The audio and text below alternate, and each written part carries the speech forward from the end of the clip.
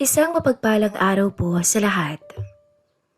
Itago niyo na lang po ako sa pangalang Pamela. 30 years old. College professor po ako sa isang university sa Manila. May asawa at anak na 2. Parehas kaming guro ng aking mister, pero magkaiba po kami ng school na pinapasukan. Maayos naman ang sahod naming 2. At natutugunan naman namin ang lahat ng mga pangangailangan ng aming anak at minsan nga ay may sobra pa para sa mga luho nila at gala. Malalaki na rin kasi ang mga bata. Likas sa akin na mapalapit sa mga estudyante ko, lalo na't sa mga kapuspalad. Mga working student na nagsisikap na makapag-aral at makapagtapos.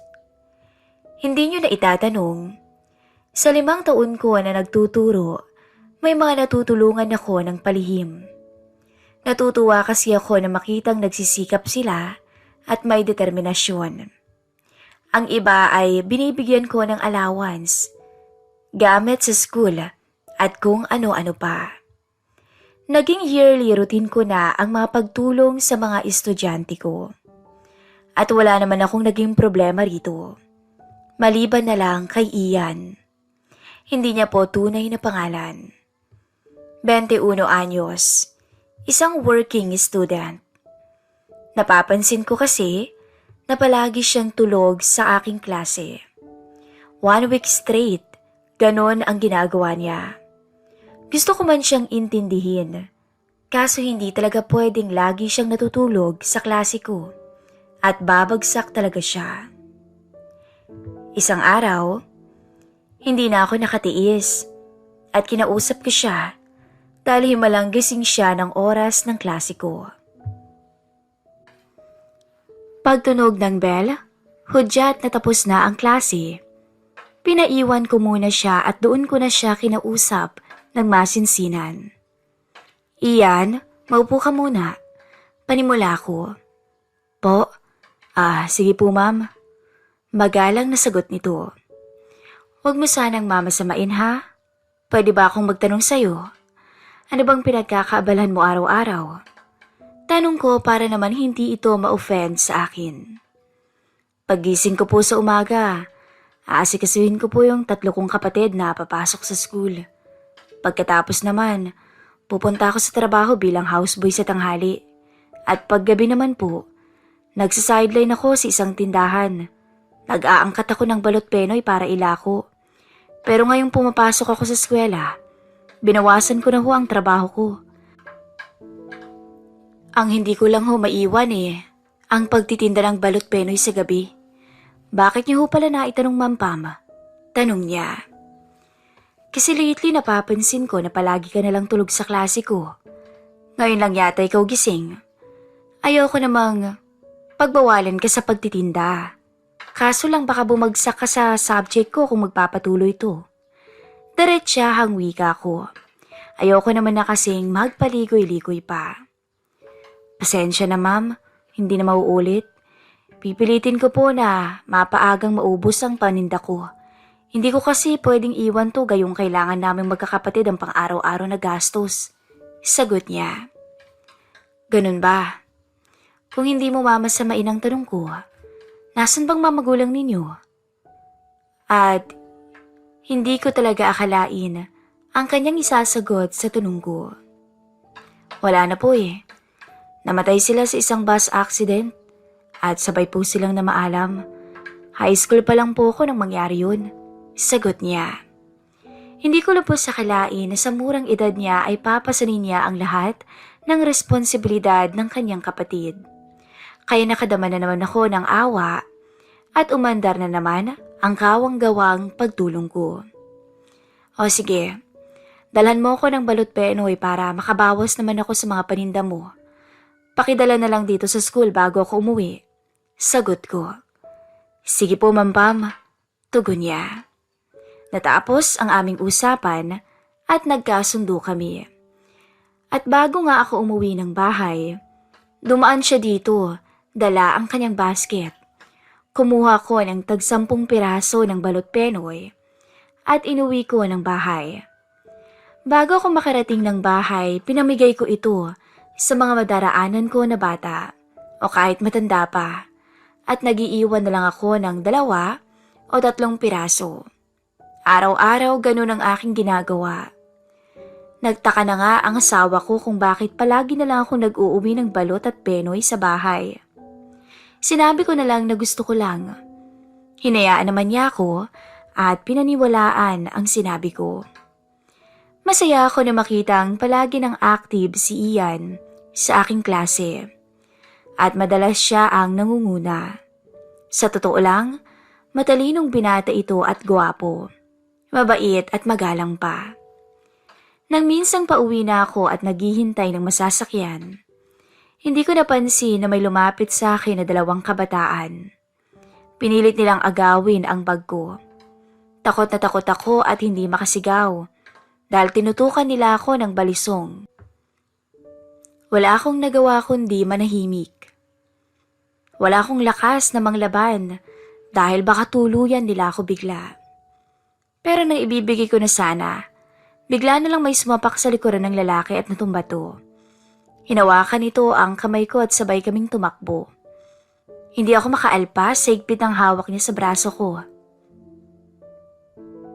Nang tumigil kami sa pagtakbo, nagulat na lang ako nang makita si Ian.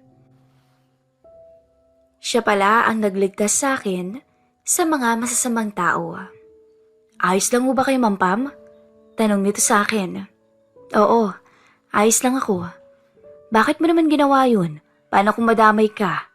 Tanong ko. Totoo naman kasi yun, dahil may balisong silang hawak. Okay lang po, Ma'am Pam. Wala namang nangyari sa akin at kulang pa nga ho yun sa kabutihang loob niyo sa akin. Alam niyo ba, na maaga na akong nakakauwi ng aming bahay sa gabi? Sagot niya. Mabuti yun. Mag-aral ka lang ng mabuti, Ian. Kung may kailangan ka pa, sabihin mo lang sa akin. Wika ko. Talaga po? Sagot niya. At sa labis na tuwa niya ay niyakap niya ako.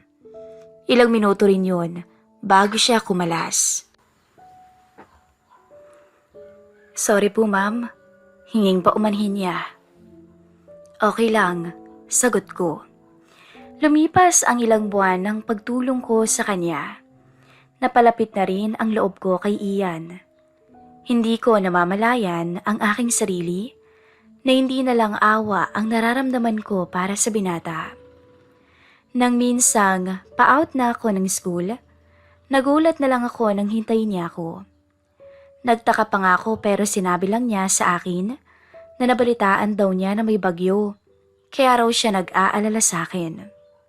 Kaya pala umaga pa lang noon ay panay na ang ambon, hanggang sa bumuhos na nga ang malakas na ulan ng gabing yun. Hindi ako makasakay at ang taas ng baha sa Maynila. Kaya naman inalok niya ako na sa bahay na lang nila ako tumuloy habang hindi pa humuhupa ang baha. Nag-text ako noon sa aking asawa na hindi muna ako makakauwi dahil bahang-baha na. Gusto niya sana akong sunduin pero tumanggi ako at nag-alibay na baka mas stranded pa siya at isa pa'y walang kasama ang mga bata kung aalis din siya. Sumama ako sa bahay nila nang walang pag-aalinlangan. Malaki ang bahay nila, up and down na may 3 kwarto sa itaas. May kaya ang pamilya nila nung nabubuhay pa ang mamagulang nito. Tuloy kayo, Ma'am Pam. Pasensya na sa bahay namin at medyo magulo po. Hindi pa kasi ako nakapaglinis Sagot niya. Okay lang. Ako nga ang dapat mahiya kasi abala pa ako. Sagot ko naman. Pumanhik na kami sa itaas. Dinala niya ako sa kanyang kwarto. Nilibot ko ang aking mga mata. Maayos at mabango ang loob ng kanyang silid. Dito na kayo, ma'am. Sa kama matulog at sa lapag na lang ako. Anya. Noong una, nahihiya talaga ako sa kanya. Pero pinilit niya ako. Nang lumakas pa ang ulan, hindi ako makatulog. Siguro nga ay namamahay ako sa lugar. Lalo pang lumakas ang ulan. At hindi pa rin ako nakakatulog hanggang sa dumilim ang paligid. Natakot ako pero hindi ko pinapahalata. Hanggang sa magising ang binata at tumayo. Kinuha pala niya ang kanyang cellphone at binuksan ang flashlight. Mula sa munting liwanag na iyon, ay nakita ko ang kanyang makisig na pangangatawan. Nagkakasala ang aking mga mata ng mga oras na yun. At nanghihiga na sana ito, napansin niya yatang gising pa ako. Ma'am, bakit gising pa po kayo? Tanong nito. Wala lang. Hindi kasi ako makatulog eh. Ganito yata kasi, namamahi ako. Sagot ko. Ganun po ba? Samaan ko na lang kayo. Nakatulog naman na rin ako eh. Babantayan ko na lang kayo. Sagot niya. Daan-daan siyang naupo sa kama sa tabi ko. Binantayan talaga niya ako hanggang sa inakala niyang nakatulog na ako. Pero hindi pa rin talaga ako makatulog. Nang biglang kumidlat, natakot-takot na payakap sa kanya. Niyakap niya rin ako at damang-dama ko ang pag-aalala niya sa akin. Tumagal pa ng ilang minuto kaming ganun. Hanggang sa hindi ko namalayan, nabigla kaming o biglang dumapo ang halik niya sa labi ko. Nung una ay tinulak ko siya. At bigla siyang nagsorry. Pero sa pangalawang pagkakataon, ako na ang kusang humalik. Hanggang sa isa-isa na naming kinalas ang suot ng bawat isa. Nang pagmasdan niya ako, hindi man lang ako nahiya, lalo na nang pagsilbihan niya ako, na para bang siya ang mister ko. Masasabi kong halos mawala ako sa katinuan ng mga oras na yon. Hanggang sumantong na nga kami sa tinatawag nilang bawal. Hindi lang isang beses, kundi pa ulit-ulit hanggang sa mag-umaga na. Hindi ko lubos akalain na makakagawa ako ng kasalanan na ni sa hinagap ay hindi ko akalaing magagawa ko. Umalis ako ng bahay nila Ian ng maaga para iwas sa tsismis. Umuwi ako ng bahay na tulala. Hindi ko maipaliwanag ang sarili ko. Halo-halong emosyon ang aking nararamdaman ng mga sandaling yun. Takot, saya at pangamba. Lalo na't estudyante ko ito at bawal ang ginawa naming dalawa. Kinabukasan hindi ako nakapasok at masama ang pakiramdam ko. Ilang araw akong ganun, pero nang umokay ako, naiilang pa rin ako sa school. Gusto ko sanang magpalipat ng ibang section, kaso ano namang idadahilan ko. Pagpasok ko, absent naman si Ian. Ilang araw rin itong absent kaya labis na rin akong nagtaka. Kaya nga ng araw na iyon, naisipan ko siyang pasyalan sa bahay nila. Pero hindi ko ito naabutan at sinabi ng kanyang kapatid na nagtitinda na raw ito. Hinintay ko siya dahil gusto ko siyang makausap. Pagdating niya, nagtaka pa ito na naroon ako. Ibinaba niya ang basket na dala niya at naupo. Kanina pa po kayo? Tanong niya. Ramdam ko na parang nainis siya sa akin. Hindi naman. Sagot ko. Pinakit niya muna ang kanyang kapatid. Bakit kayo nagpunta dito? Wala lang. Hindi ka kasi pumasok ng ilang araw. Sagot ko. Kayo rin naman. Hindi na ako magtutuloy sa eskwela, ma'am. Sagot niya. Bakit naman? Kung iniisip mo ang nangyari sa atin, wala lang yun. Hindi ka dapat magpa-apekto. Wika ko. Wala lang yun. Sa inyo siguro. Sa akin malaking halaga yun. Mahal kita, Ma'am Pam. Kaya nga iiwas na lang ako dahil alam ko namang masasaktan lang ako. Sagot niya. Kita ko ang lungkot sa kanyang mga mata. Hindi mo kailangang umiwas sa akin. Let's be civilized lang. Mahal ko ang pamilya ko. Ang nangyari sa atin ay isang malaking pagkakamali. At hindi ka tanggap-tanggap sa lipunang ating ginagalawan. Sagot ko. Hindi ko na siya hinintay na sumagot at umalis na ako ng kanyang bahay. Kinabukasan, nasa school na ito at halos walang ganang mag-aral. Nasasaktan ako na makitang ganun siya. Nagsisisi ako kung bakit pa ako napalapit sa kanya. Pero nangyari na ang lahat at hindi ko na maibabalik pa. Lumipas ang ilang buwan. Magtatapos na ang school year at pag-graduate na sila Ian. Nakikita ko naman na masaya na siya at may nagpapatibok na rin ang kanyang puso. Si Ella. Ka-schoolmate niya. Masaya ako para sa kanya. At nang makagraduate si Ian, isa ako sa proud sa kanya. Nagtapos kasi siya ng may karangalang summa cum laude. Lumipas ang 5 taon, hindi na kami nagkita pa ni Ian. Nag-resign na rin ako sa university dahil nagkasakit ng malubha ang aking asawa. Kailangan ko siyang alagaan hanggang sa huling hininga nito. Kaso nahuli na ang lahat dahil kumalat na ang cancer sa katawan ng aking mister. At sa taong iyon, namaalam rin ito kaagad. Ang bilis ng pangyayari, parang hindi nag-sink in ang lahat-lahat sa akin. 1 taon ang kamatayan ng aking asawa, hindi ko akalain na muling magtatagpo ang landas naming dalawa ni Ian. Hindi ko pa nga siya nakilala dahil ibang-iba na siya. Nag-usap kami at nagkumustahan. Kumusta na po, Ma'am Pam? Tanong niya. Ayos naman, masaya sa buhay at gusto ko sanang idagdag ang salitang byuda. Kaso pinigilan ko ang aking sarili nang makita ang singsing na suot niya. Hindi naman ako pinanganak ngayon para hindi malaman ang ibig sabihin nun. Ikaw, kumusta ka na? Big time ka na siguro, ha? Biro ko pa.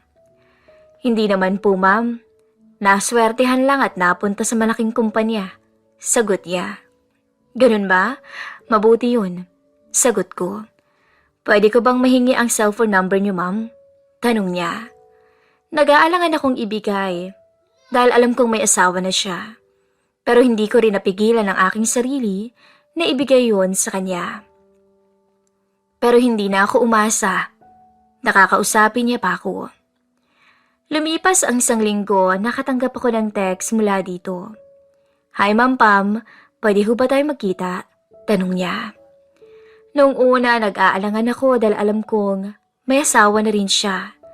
Pero di kalaunan ay pumayag na rin ako. Nagkita kami sa Tagaytay. Sinadya ko ang malayo para walang makakilala sa aming dalawa. Iwas na iwas kami sa chismis. At ayoko namang makasakit ng kapwa ko babae. Nagkita kami at nag-usap. Nagkumustahan ulit. Doon siya nagkaroon ng lakas ng loob na magtanong sa akin at umamin. Ma'am Pam, aaminin ko, mahal pa rin kita hanggang ngayon. Nag-asawa ko pero hindi pa rin talaga napalitan nito ang nararamdaman ko para sa'yo. Alam kong mali pero nagpatuloy pa rin ako. Kaso lang, nang nawala siya, naisip ko na hanapin kayo. Ilang taon na rin siyang patay. Pagkakasal namin, ilang buwan lang iniwan niya ako agad, kasama ng anak namin. Kwento niya. Hindi ako makapaniwala sa sinabi ni Ian. Doon ko na rin sinabi sa kanya na biyuda na rin ako. Ganun ba? Sorry for your loss. Parehas na pala tayong iniwan ng ating mga asawa. Sagot ko. Nakita ko ang pagkislap sa kanyang mga mata. Hinawakan niyang kamay ko. Talaga? Ibig sabihin ay pwede na tayo? Tanong niya, nakakaiba ang ngiti. Siguro, sagot ko. At ang gabing yun, hindi muna kami umuwi at nagstay kami roon. At doon may nangyari sa amin. Aaminin ko, namiss ko rin talaga siya. Hindi lang 1 beses. At halos magdamag niya akong dinala sa alapaap. Nagpaubaya rin ako dahil alam ko namang mahal ko rin siya. Kinabukasan, hindi pa rin kami umuwi. Dinala niya ako sa City Hall para maglakad ng aming kasal. Oo, pakakasalan daw niya ako kaagad. At makalipas lang ng 1 linggo, itinakda ang aming kasal ni Ian. Hindi ko alam kung bakit mapaglaro ang tadhana sa buhay namin. Pero iisa lang ang alam ko. Masaya ako na muling pinagtagpo ang landas naming dalawa. Hanggang dito na lamang po, Pamela.